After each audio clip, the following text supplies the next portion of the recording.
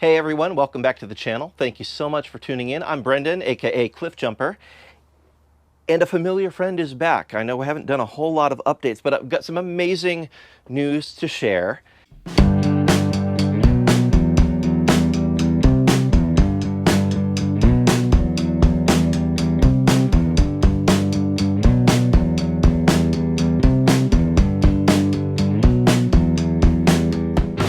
It's such a blessing to be able to share this. So if you've been watching the channel for a while, you may already know this. And if you haven't, well, here we go.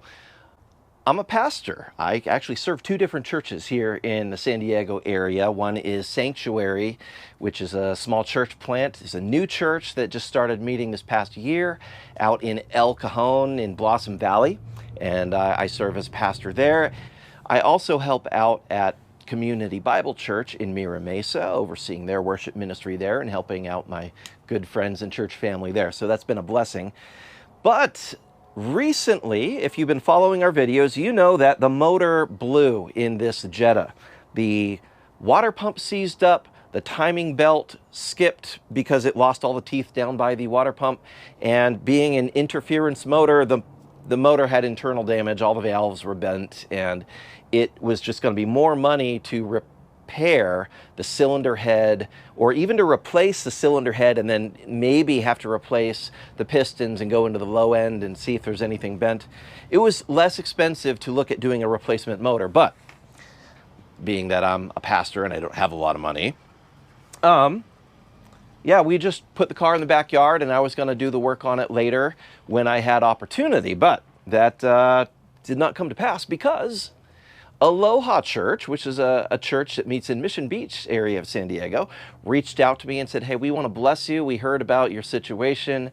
We want to help your family out, and we will pay to have your motor replaced. And so it's back. Thank you, Aloha Church. Much mahalo, much aloha to you.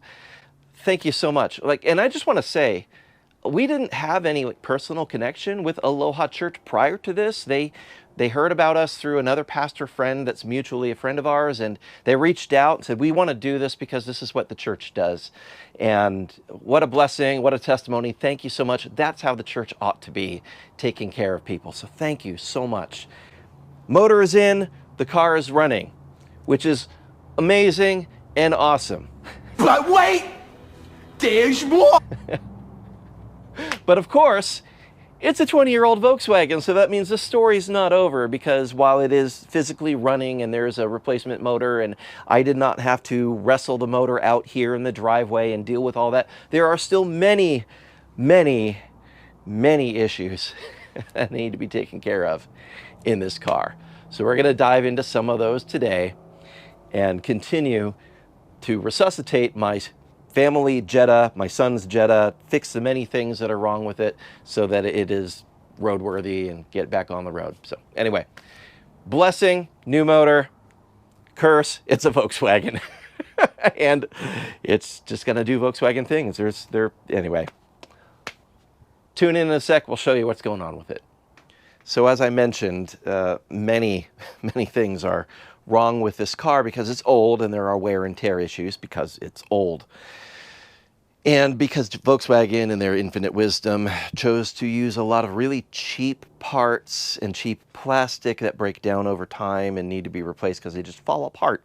And as I'm sure you can understand, in the process of replacing a motor, all of this stuff had to get detached and removed and moved out of the way for the whole thing to come out and then put back in place. And well, some of the things that got removed, they didn't quite go back in the right place, and there's broken hoses, and that's a broken hose connector back there. There's a broken hose connector down there at the secondary air injection pump.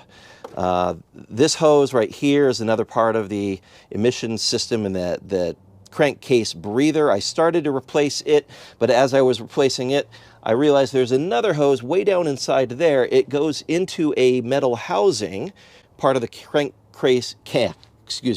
crankcase breather system.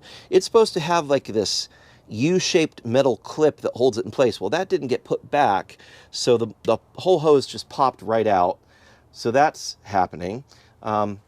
Anybody who's really familiar with German cars knows that green coolant is a no-no. That does not work well with the metallurgy of this motor.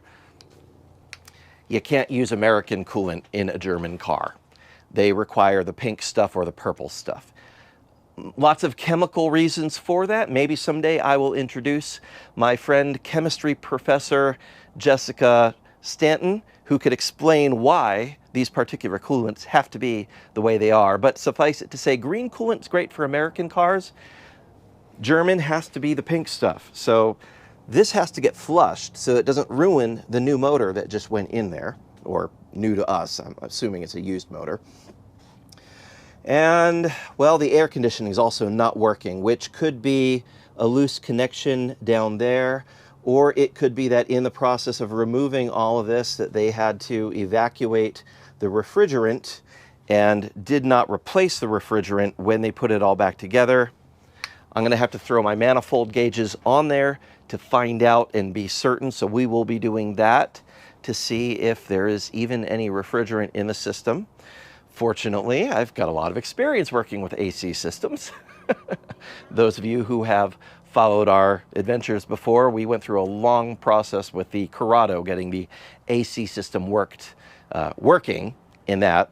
And then professionally, for about the last year, I've worked as an AC mechanic as well for heating, ventilation, and air conditioning for homes and businesses and industries. But it's all the same stuff pretty much. Same theory applies. So I've got the tools. We'll dive into that and see what's going on with the AC system. But also, I don't know if we can see it right now, but, well, look, that didn't get installed correctly either, so that's fallen out. But there's a coolant leak. So in addition to having the wrong coolant, the coolant is leaking out of the new motor, and that, I am gonna guess, probably means the thermostat housing, which is plastic, didn't seat properly, or the O-ring didn't seat, or something, or it's cracked because it probably just cracked. So there's a lot that we need to dive into on this car to get it working again. We are going to start, I'm going to try to dig out my coolant pressure tester, and we'll put the special doohickey that goes on here, pressurize the system, and look to see if we can find where the leak is. That will be where we start.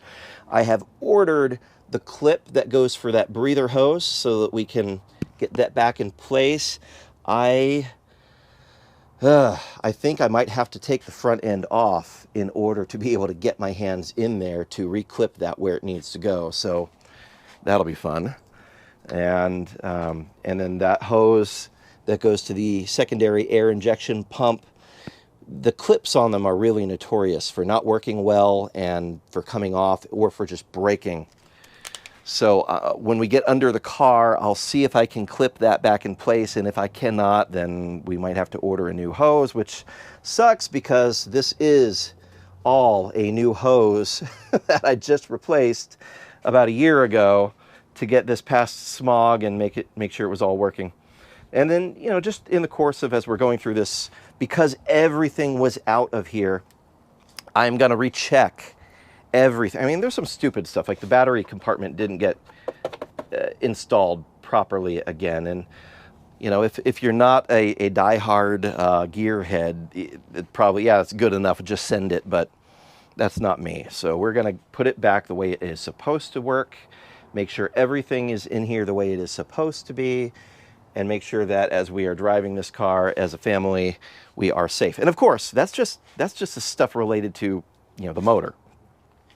We walk out here, you know, these are all right.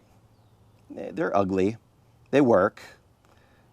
But looking over at Joan Jetta, those Aristos off of the R32 look so much better on that car.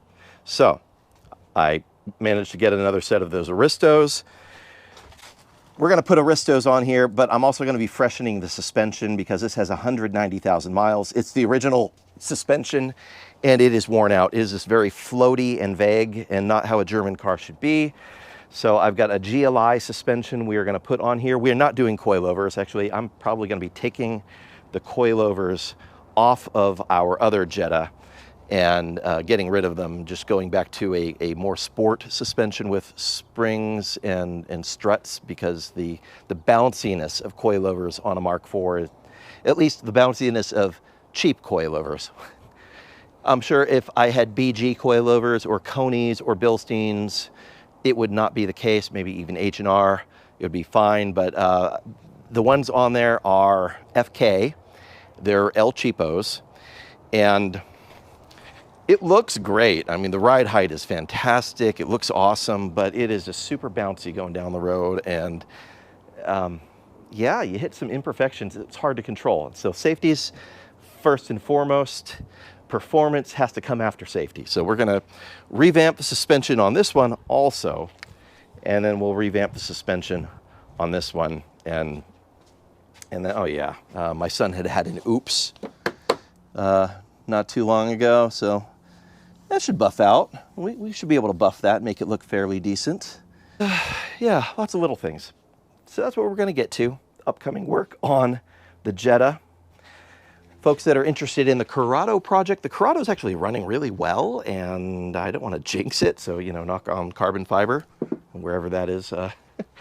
But there are going to be more Corrado videos. Actually, I plan to try out the C2 software. Right now, it's got blitz tuning software in the ECU for the supercharger, and it's running great.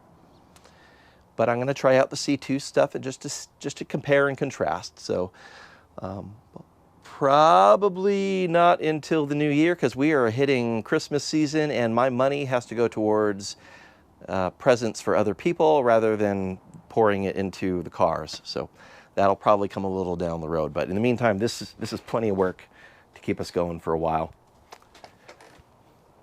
Yeah, see what we can get done.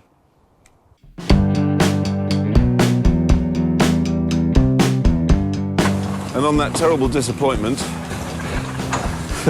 it's time to say goodbye. We'll be back.